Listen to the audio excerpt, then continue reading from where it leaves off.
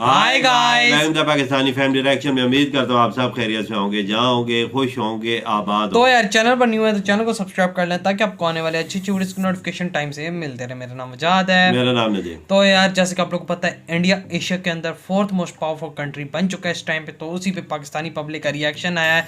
तो देखते हैं भाई पाकिस्तानी पब्लिक को जब ये बताया गया तो उन्होंने क्या ये सोच देखते हैं जी, देख ही पता चलेगा कि हमें तो पता है। हमें तो पता लग चुका है। तो अब देखते हैं पाकिस्तानी लोगों ने क्या इस चीज के बारे में बोला। तो काउंट करते हैं 3 2 1 एंड स्टार्ट।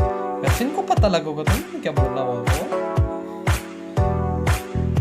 ये तो वैसे बड़ा कहते हैं हम लोग, मतलब इंडिया से काफी सुपीरियर है। नजर आ रहा है मुझे तो काफी। Hi viewers, this is me Ribaha Imran and you are watching my YouTube channel. So viewers, आज हम डिस्कस करने जा रहे हैं लोए इंस्टीट्यूट एशिया पावर इंडेक्स 2021 की रिपोर्ट आ चुकी है। उसके मुताबिक भारत को 4th रैंक दी गई है मोस्ट पावरफुल कंट्री होने की हैसियत से एशिया में।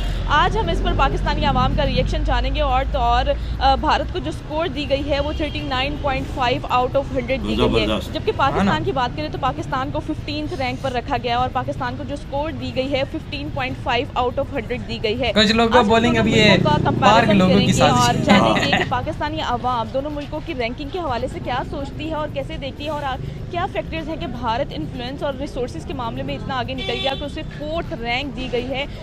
क्योंकि जिस मुल्क की रिसोर्सेज और इन्फ्लुएंस ओवरऑल दी वर्ल्ड अच्छा हो उसे ये रैंक दी जाती है। और एशिया में भारत को 4th रैंक पर रखा गया मोस्ट पावरफुल कंट्री होने की हैसियत से। भारत डिजर्व करता है, पाकिस्तानी आवाम क्या सोचती है इस बारे में। और पाकिस्तान की जो रैंक है 15, बांग्लादेश के बाद पाकिस्तान को 15th रैंक पर रखा गया है। तो इस पर आज हम पाकिस्तानी आवाम की जानिब बढ़ते हैं और उनसे बात करते हैं। आइए मेरे साथ। आपका नाम? जी खालिद महमूद। अच्छा सर, लोए इंस्टीट्यूट एशिया पावर इंडेक्स 2021 की रिपोर्ट आने के बाद भारत को 4th रैंक पर रखा गया है। भारत को जो स्कोर दिए गए हैं वो 39.5 आउट ऑफ 100 स्कोर दिए गए हैं। आप इसको कैसे देखते हैं और भारत को 4th रैंक मिली है, कैसे देखते हैं? अच्छा, भारत को इसलिए 4th रैंक मिली है कि वो एक डेमोक्रेटिक कंट्री है, वहाँ डेमोक्रेसी जो है ना वो सस्टेनेबल है। लेकिन हमारे यहाँ प्रॉब्लम ये है कि डेमोक्रेसी सस्टेनेबल नहीं रही और हमारा जो इमेज है ना वो काफ़ी बुरा है पूरी ऑल ऑफ द वर्ल्ड। ये है तो हमें बेसिकली अपना इमेज दुरुस्त करना पड़ेगा, देन वी आर इन। ये जो है कि इसने बात की है ना सबको, जिसमें भारत को जो इन्फ्लुएंस है ओवरऑल वर्ल्ड अच्छा जा रहा है, दैट्स व्हाई डेमोक्रेसी सियासत जी वो इस वजह से रखा गया कि वो एक डेमोक्रेटेड कंट्री है। वहाँ एक पिछले 70 साल से डेमोक्रेटेड प्रोसेस है, वहाँ कभी आर्मी ने coup नहीं किया।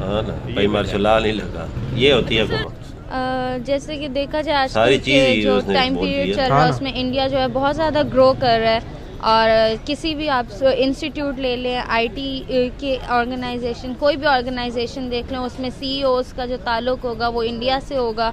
तो इंडिया जो है इस पोजीशन को डिज़र्व भी करता है। यानी कि अगर इस रिपोर्ट के मुताबिक, यानी कि जो इंस्टीट्यूट ने रिपोर्ट पेश की है, इंडेक्स रिपोर्ट आई है, इसमें अगर भारत को पावरफुल हैसियत मतलब एशिया में वो 4th पोजीशन मिली है, तो यानी कि वो डिज़र्व करता है इस रैंक को, वो डिज़र्व करता है। और उसका इन्फ्लुएंस ओवरऑल द वर्ल्ड अच्छा जा रहा है, दैट्स व्हाई वो ग्रो कर रहा है। एग्जैक्टली, दैट्स व्हाई वो ग्रो कर रहा है, क्योंकि उसका जो इन्फ्लुएंस है वो बहुत ज़्यादा ग्रो कर रहा है। ये इंडिया बिकॉज जो इंडिया में एजुकेशन इंस्टीट्यूट्स हैं, लोग एजुकेशन के हवाले से बहुत ज़्यादा अच्छे हैं। बिकॉज डिफरेंट जो हमारे पास एशियन जो आउट ऑफ कंट्रीज अब्रॉड आ जाता है, जैसे गूगल में इंडिया के सीईओ हैं संदीप पिचाई, ट्विटर के इंडिया के सीईओ बने हैं। ये इंडिया में आईटी बहुत ज़्यादा ग्रो कर रहा है। उस हिसाब से अगर डिफरेंट उनकी इकोनॉमी देखी जाए, जैसे कि अगर उनकी इकोनॉमी देखी जाए, जैसे कि उनके जो हैं टाटा अंबानी हैं, वो पाकिस्तान से रिलेटेड बहुत ज़्यादा हैं और वो लोगों को सपोर्ट भी करते हैं एज़ कम्पेयर टू पाकिस्तान। और उनके जो पॉलिटिशियंस हैं वो इतने ज़्यादा करप्ट नहीं जितने पाकिस्तान के। तो क्या बात बोली और दिल की बात छीन ली है। और वो टैक्स भी अदा करते हैं मोस्ट पावरफुल कंट्री होने की हैसियत से। और क्या आपको लगता है कि ये डिजर्व करते हैं? अगर डिजर्व करते भी हैं तो इसके पीछे आपको क्या फैक्टर्स नजर आते हैं? ये डिजर्व करते हैं, ऑब्वियसली डिजर्व करते हैं। जहाँ पे टेक्नोलॉजी इतनी ऊपर जा रही है और हर बंदे को टेक्नोलॉजी का पता हो, वो तो ऑब्वियसली डिजर्व करेंगे। जिनकी इकोनॉमी पाकिस्तान से बेहतर हो, जिनका एरिया पाकिस्तान से बड़ा हो, वो ऑब्वियसली डिजर्व करेंगे। पाकिस्तान में इतना नहीं है लोग जितना इलिटरेट है पाकिस्तान में, लेकिन इंडिया में भी हैं, लेकिन as compared to Pakistan India में कम है। तो उस हिसाब से वो डिज़र्व करते हैं। जी भारत को जो है वो उन्होंने सब कुछ देख के किया होता है, ठीक है। तो मेरा ख्याल है कि वो ठीक है, क्योंकि पाकिस्तान जो है ना बहुत पीछे है इस टाइम हर लिहाज से। भारत जो है ना सही ग्रो कर रहा है। वो हर लिहाज में, एजुकेशन में देख ले आप, साइंस में देख ले, टेक्नोलॉजी में देख ले, हर उसमें हर चीज़ में आगे में हमसे आगे। बिल्कुल। तो मेरा ख्याल है कि ये ठीक है। और आर्मी के लिहाज से भी फिर पावर है ना भाई, तो पाकिस्तान को बस वो करना चाहिए, बेस्ट विशेस ही दे सकते हैं हम। बेसिकली ये वो डिजर्व करते थे क्योंकि उन्होंने काफ़ी हद तक अपनी इकोनॉमी, और मैं ये डिजर्व नहीं करता पाकिस्तानी लोग इतना अच्छा बोलेंगे, अपनी इकोनॉमी इंप्रूव की है, उनके रिसोर्सेज अगर आप देखें तो वो उन्होंने, इवन ये कोविड आया, कोविड के बावजूद उन्होंने, उनकी इकोनॉमी इतनी डैमेज नहीं हुई जितनी ओवरऑल वर्ल्ड पे इम्पैक्ट पड़ा है उसका। तो उस हिसाब से कि वो उन्होंने अपने रिसोर्सेज को देखा, उन्होंने अपनी इकोनॉमी जो है वो स्ट्रॉन्ग रखी, उन्होंने इस चीज़ में, इन हालात में भी स्ट्रगल की कि हम इस चीज़ को ओवरकम करें। तो इसी वजह से उनकी इतनी स्ट्रॉन्ग उनका इन्फ्लुएंस था पूरी होल वर्ल्ड पे, इस वजह से उनको, मतलब मैं ये सोचता हूँ कि इस वजह से वो वाकई ही डिज़र्व करते थे जो 4th रैंक उनको दिया गया है। यानी कि भारत डिजर्व करता है कि जो उसको 4th रैंक दी गई है एशिया में मोस्ट पावरफुल कंट्री होने की हैसियत से। बिल्कुल, क्योंकि बाकियों की निस्बत अगर देखा जाए, एशियन कंट्रीज़ को भी अगर कंपैरिजन किया जाए तो उन्होंने वाकई ही अपनी जो प्रोग्रेस है उसको उन्होंने अपना फर्स्ट जो थी प्रायोरिटी वो रखी है, तो वो ये वाकई ही रैंक डिजर्व करते थे। क्या वजह नज़र आती है कि आज वो इतना इन्फ्लुएंस रख रहे हैं ओवरऑल द वर्ल्ड? वजह बेसिकली फिर वही बात आ जाती है कि उनका जो फोकस है वो अपना लॉन्ग टर्म सोचते हैं। वो ये देखते हैं, ये नहीं देखते कि अभी हमें क्या करना चाहिए या किन चीज़ों पे फोकस करना चाहिए। उनकी प्रायोरिटीज हैं लॉन्ग टर्म के लिए। वो ये सोचते हैं कि हम कुछ ऐसा करें जिससे हमारी जनरेशन जो आ रही हैं उन पे अच्छा इम्पैक्ट पड़े, उनका भला सोचते हैं वो। उस हिसाब से उन्होंने अपनी इकोनॉमी, अपनी उनके रिसोर्सेज वगैरह, उन पे उन्होंने अपना सारा फोकस रखा और वो एट द एंड सर्वाइव कर गए, प्रोग्रेस। ऐसे इंडिया का बनता भी यही है उनकी, क्योंकि पॉपुलेशन के हिसाब से और उनकी जो फॉरेन पॉलिसीज़ हैं उनकी काफ़ी अच्छी हैं, बेहतर, एशिया में बेहतर उन्हीं की हैं। मगर मेरे ख्याल में 4th उनका ना काफ़ी चला गया नीचे उनका, तो मेरे हिसाब से एशिया में 2nd या 3rd बनता था। अच्छा। अगर बात बनने जो पोजीशन मिलनी चाहिए थी वो 2nd और 1st के राउंड अबाउट मिली एशिया में, क्योंकि हमसे आगे ऊपर ही वही हैं कि एशिया में आते ही हैं, इंडिया, पाकिस्तान हो गया, चाइना वगैरह। तो उस हिसाब से मेरे ख्याल से 2nd या 3rd था, 1st नहीं, 2nd और 3rd इनमें से। फर्स्ट हमेशा चाइना में।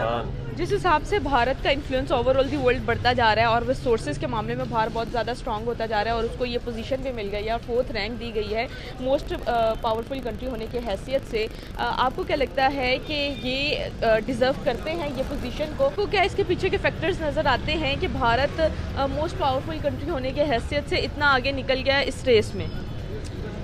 जिस हिसाब से अब देखा जाए ना, बेसिकली भारत को बनता, वैसे उनकी पोजीशन है ये, मगर जैसे वो आगे रिएक्ट करते हैं ना वो सही नहीं है, उनको इतना होना नहीं चाहिए था।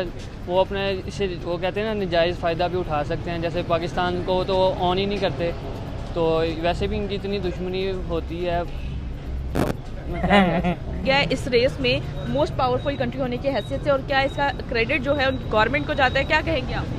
गवर्नमेंट को भी जाता है और प्लस वहाँ जो डेमोक्रेसी है ना उसको जाता है। उसकी वजह से ये है कि उनकी जो पॉलिसीज़ है ना वो सस्टेनेबल है, उन्होंने एक ही पॉलिसी जो हमारी तरह नहीं है कि हर जो भी गवर्नमेंट आती है वो आके पॉलिसियाँ बदल देती है, कभी नेशनलाइज कभी डी नेशनलाइज। तो ये इन चीज़ों से हमें बहुत नुकसान हुआ है, ठीक है ना। तो इसलिए इंडिया जो है ना वो इसलिए पावरफुल कंट्री है, उन्होंने फिर एजुकेशन पे बहुत ज़्यादा इन्वेस्ट किया, जबकि हमारे मुल्क में एजुकेशन किसी भी गवर्नमेंट की जो है ना वो प्रायोरिटी ही नहीं, बिल्कुल, ठीक है ना। तो ये कुछ वजूहत है। सर, जैसे आपने कहा कि लैक ऑफ एजुकेशन है, दैट्स वाई हम इतना आगे नहीं बढ़ पाए अब तक, और एक साथ अलग होने के बाद। अच्छा सर, ये बताइएगा कि क्या फैक्टर्स हैं कि वो इसे डिज़र्व करते हैं, और अगर करते भी हैं तो क्या इसके पीछे फैक्टर्स हैं कि वो आज इतना आगे निकल गए हैं? एक तो आपने फैक्टर बता दिया कि एजुकेशन सिस्टम अच्छा है, और कौन कौन से फैक्टर्स, और डेमोक्रेसी के अलावा और कौन कौन से फैक्टर्स हैं, कौन कौन से फैक्टर्स हैं जिसमें भारत आगे? यार मैंने पॉलिसियों की सस्टेनेबिलिटी है, यानी ये उनकी थ्रू आउट वही पॉलिसियाँ जो नेहरू और गांधी ने डिसाइड की थी, ठीक है ना। हमारे यहाँ जो कायदे-ए-आज़म ने डिसाइड की थी वो 2 साल बाद ही चेंज कर दी गई, ठीक है ना। यहाँ पे अपने मतलब आने शुरू हो गए हैं, तो ये रीज़न्स हैं। और बाकी ये है कि इंडिया ने जो एजुकेशन पे इन्वेस्ट किया है उसका उसने काफ़ी पे बैक्स किया। अब आप देखें कि ट्विटर, गूगल के जो CEO है ना वो इंडियन है, ठीक है ना, कोई भी पाकिस्तानी नहीं है। पाकिस्तानी जो है वो अभी बहुत पीछे है इंडिया के हवाले से। IMF के जो डिप्टी मैनेजर हैं वो भी इंडियन है। जी जी, वो भी अब हमारी बॉस है। सही हो गया। यानी कि इंडिया जो है अब हमारा बॉस बन चुके हैं। जी बिल्कुल, अब आइंदा जो है इंडिया वो हमारा बॉस होगा, क्योंकि हमने IMF का प्रोग्राम साइन किया हुआ। सही हो गया। इधर हो, ये वीडियो खत्म हो भाई। अंडे ने वो भाई यो मुझे नहीं पता लगा कि मतलब कि उनकी काफी अच्छी पोस्ट उनके पास आ गई है और अभी वो इंडिया हमारा पोस्ट है कर्जों के मामले में। लाओ अंदाजा। ओ भाई साहब, ये तो बहुत आड़ चाचा ने बोल दिया है। मतलब जो कर्ज भी लेने जाएंगे तो फिर इंडिया के ही हमें इंडिया के बंदे के सामने बैठना पड़ेगा PM CM को। यार चलो बकाया बात पे आते, जो इंडिया को 4th रैंक मिला है इस पे पाकिस्तानी लोग, मुझे नहीं, मैं एक्सपेक्ट नहीं कर रहा था कि पाकिस्तानी लोग इतना अच्छा बोल जाएंगे, लेकिन वाकई में सारों ने बोला है जबरदस्त। एक ने तो बोला है, तीसरी दूसरी बनती थी। यार एक बात बताऊं, क्या इंडिया अभी जिस पावर में जा रहा है ना, ये बनता था, लेकिन ये है कि अभी इसने ग्रो करना शुरू किया। 2-3 सालों तक आप देखना दूसरे पे बैठा हुआ। बिल्कुल सही बात बोली आपने। और चाइना के बाद एशिया के अंदर, और अब बकाया और चीजों पे आते हैं, जिस तरह बोला डेमोक्रेसी, वहाँ की सियासत वहाँ पे वो जबरदस्त है भाई। पूरी वजह मुझे सारी डेमोक्रेसी जो सारे मुल्कों की अच्छी लगती है ना, वो इंडिया की जबरदस्त है। कभी भी किसी ने मुदाखलत नहीं की। एक निज़ाम आ रहा है तो वही सियासत, ना किसी आर्मी ने उनके अंदर मस्ती की, ना किसी और इदारे ने की। भाई PM है, PM का हुक्म आएगा तो सारे हिलेंगे, नहीं तो नहीं हिलेंगे। कोई हिल को तो दिखाए, लोग अलग डंडा दे देंगे और PM जो फिर अपने होगा वो एक ये चीज़ सिस्टम होती है। मैं कहता हूँ पाकिस्तान में भी ये सिस्टम हो, ताकि एक निज़ाम से पाकिस्तान आगे जाए, कोई इदारा बीच में कोई ना करे। इंडिया में अदारे मस्ती नहीं करते हुकूमत में, यही तो उनके चलने का एक निज़ाम है, आगे निकलने का बिल्कुल। निज़ाम चाहे यार देखें, हमारा दुश्मन है, ठीक है, माना हमारा दुश्मन है पाकिस्तान का दुश्मन, लेकिन लोग एक दूसरे से दुश्मनी नहीं करते, एक दूसरे से मोहब्बत करते हैं। लेकिन अब as a country we are मतलब के एनमीज। लेकिन ये है कि भाई हमें एनमी से भी कुछ सीखना चाहिए कि वहाँ पे क्या चल रहा है। बिल्कुल सही बात है। जो देखें, जो गांधी और नेहरू ने निज़ाम दिया था वही चल रहा है। हमारा कायदे-आज़म का 2 साल बाद ही चेंज हो गया था। और भाई जिस तरह से इंडिया ने ये अचीवमेंट हासिल किया, बहुत ही ज़्यादा ज़बरदस्त। इस हफ्ते में इंडिया ने IMF का वो जो जनरल थी, वो लड़की बनी है इंडियन, वो बहुत ही बड़ी पोस्ट है। ट्विटर का CEO इंडियन बन गया, ये 4था रैंक मिल गया इस हफ्ते के अंदर इंडिया को। ये इंटरनेशनल लेवल पे 2-3 अचीवमेंट, बड़ी कामयाबी, बहुत बड़ी भाई। ये तो हम सोच भी नहीं सकते कि इनका मुकाबला कर सकेंगे। मैं कहता हूँ हम लोग अभी 200 साल तक इंडिया का कोई मुकाबला नहीं कर सकते। अगर इंडिया एक जगह रुक जाए, 200 साल हम मेहनत करें, फिर हम कहीं जाके पहुंच जाएंगे। मेरे भाई वजीर खजाना हमारा बोलता है हमें आगे निकलने के लिए 30 साल चाहिए। कहाँ से मिलेगा 30 साल? ना वही ना, तो यार तरक्की की रफ्तार शुरू करेंगे। तब ऐसे नहीं तो यार आप लोग बताएं आपके क्या थॉट है। इधर वीडियो खत्म करते हैं। अपना बहुत ख्याल रखना, तो बाय।